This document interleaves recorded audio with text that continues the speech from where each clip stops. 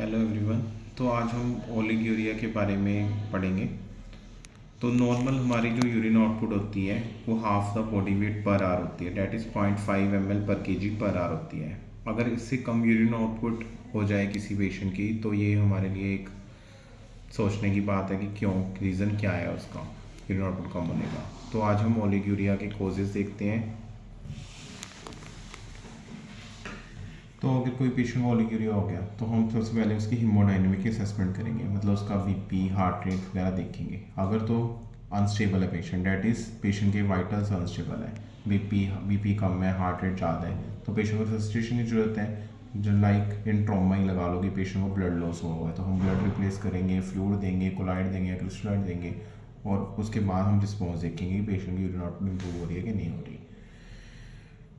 अगर if हेमोडायनेमिक parameter are stable, अब BP normal है पेशेंट का, पेशेंट की किडनी की परफ्यूजन नॉर्मल हो रही है बेसिकली, तो फिर भी यूरिन कम बन रहा है तो कुछ गलत हो रहा है मतलब। तो हम पेशेंट का फ्लूइड स्टेटस असेस करेंगे। अगर तो पेशेंट का फ्लूइड स्टेटस हाइपोवोलेमिक है तो उसको फ्लूइड देंगे एंड रिस्पॉन्स देखेंगे।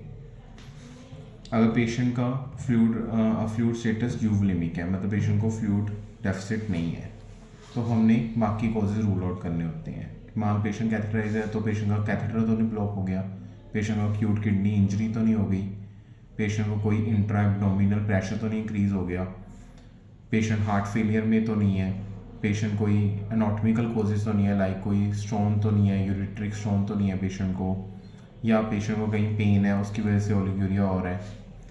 ये कॉजेज हम यूवोलेमिया में रूल आउट करते हैं। Then intravascular hyper, third cause क्या हो सकता है कि पेशेंट को हाइपरवोलेमिया एंड यूरिन नहीं आ रहा।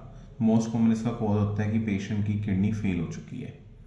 तो इस केस में हम कुछ ब्लड टेस्ट करवाएंगे, फिर जैसे सीरम क्रेटिनिन करवाएंगे, यूरिन की बायोकेमिस्ट्री करवाएंगे एंड बायोमार्कर्स करवाएंगे।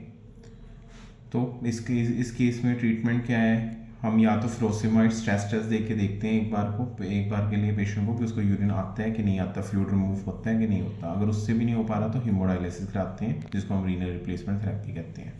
Thank you. Please like, subscribe and share the video.